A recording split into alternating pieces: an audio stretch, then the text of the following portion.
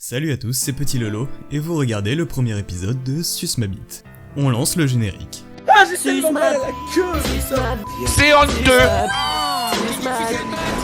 Oh bah voilà. Et après ça sur internet. Pour commencer, Suce ma bite sera une série de vidéos à apparaître sur ma chaîne où je vais râler sur des détails dans les jeux vidéo, les mangas et d'autres médias. Ce premier épisode sera consacré à The Legend of Zelda. Je pense que vous savez tous ce qu'est la licence Zelda, mais pour les trois bolos du fond qui n'auraient pas suivi, c'est juste l'histoire d'un petit bonhomme habillé en vert qui doit sauver la princesse du méchant phacochère démoniaque. Et je déconne même pas, c'est vraiment ça le résumé de Zelda. Un truc cool dans cette licence de jeu, c'est les théories qui existent dessus, car l'univers fantaisiste et la manière dont l'intrigue et les jeux sont créés laissent des zones d'ombre qui laissent volontairement cours à l'imagination des fans. Et donc, pour comprendre ce dont je vais vous parler, je vais devoir vous expliquer le concept de la timeline et de la chronologie des jeux Zelda. Tous les jeux Zelda ont en effet été mis dans un ordre chronologique officiel par Nintendo eux-mêmes.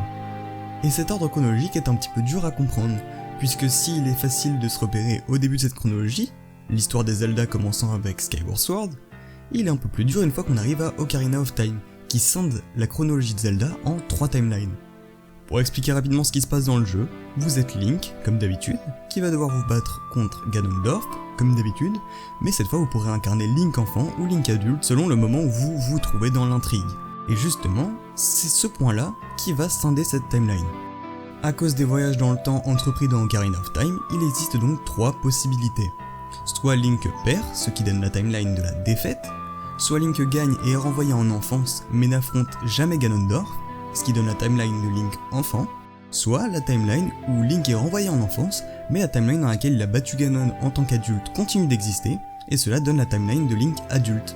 C'est cette timeline qui va nous intéresser ici, puisqu'on va s'intéresser au jeu The Wind Waker. Le problème que nous allons rencontrer est lié à la création et l'existence de 2 espèces différentes. La première est l'espèce du peuple des Zora, ou des Zora des mers, qui sont des créatures humanoïdes amphibies avec des attributs de poissons, et la deuxième est l'espèce des Piaf, qui sont eux une espèce d'oiseaux humanoïdes avec plus ou moins d'éléments volatiles selon les différents jeux où ils apparaissent. C'est ici que les explications sur la timeline vont être très importantes, puisque les Zora existent dans Ocarina of Time, alors que les Piaf non.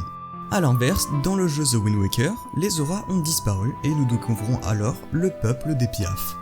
Pourtant, The Wind Waker fait bien suite à Ocarina of Time selon la chronologie et les timelines. Et ce monde de The Wind Waker est devenu une énorme mer avec quelques îles. On pourrait donc se demander Pourquoi? où le peuple de l'eau, les Zora, les maîtres de la mer, a-t-il bien pu disparaître? Eh bien c'est assez simple, puisque dans les jeux, on apprend que les Zora sont en fait devenus les Piaf. T'es choqué? Non, t'es pas choqué. Là, t'es choqué. Ça n'a aucun sens et vous comprenez maintenant pourquoi l'émission s'appelle Suce ma bite. Si comme moi vous avez dépassé la classe de 3ème, vous avouerez que ce n'est pas très darwinien comme évolution. On va quand même essayer de trouver des raisons plausibles, c'est plutôt des excuses on va pas se mentir, à cette évolution incongrue. La première possibilité, et sûrement la plus simple, serait de se dire que les Zora sont une espèce d'eau douce qui ne peut en fait pas survivre dans les conditions d'une mer salée.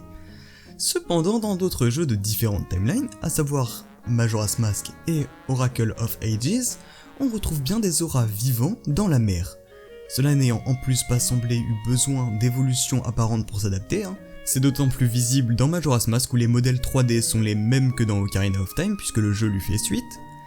Mais vu que nous sommes dans des timelines différents, on pourrait se dire que pourquoi pas après tout puisque ce n'est pas exactement la même ligne temporelle. Mais ça a pas de sens, la séparation des timelines se fait après Ocarina of Time, donc il n'y a aucune raison que les Zora aient évolué différemment, ou ne puissent pas évoluer d'une certaine manière.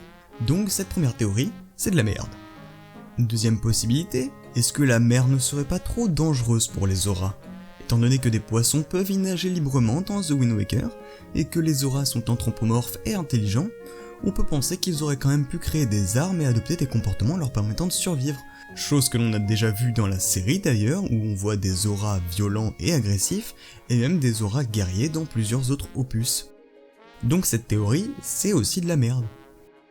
Dernière hypothèse est la seule vraiment plausible, mais qui ne repose sur aucun argument présent dans les jeux, est un Deus Ex Nintendo. Non, sans déconner, cette théorie est encore plus merdique que les 2 autres et pourtant c'est la seule qui paraît plausible. Pour résumer succinctement le prologue de The Wind Waker, on apprend que le monde a été plongé sous les mers par le roi d'Hyrule pour se protéger du fléau Ganon.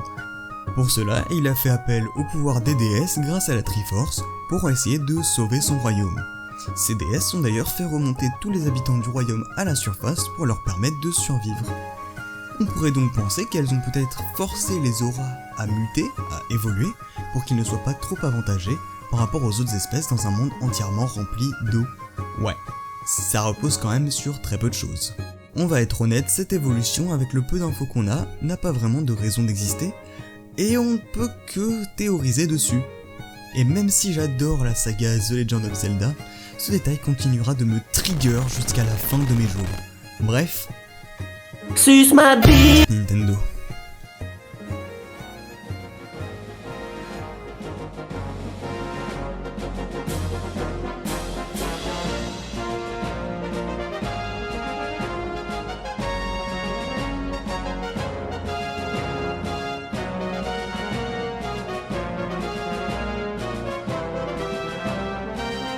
Le noir est mort! Je l'ai tué!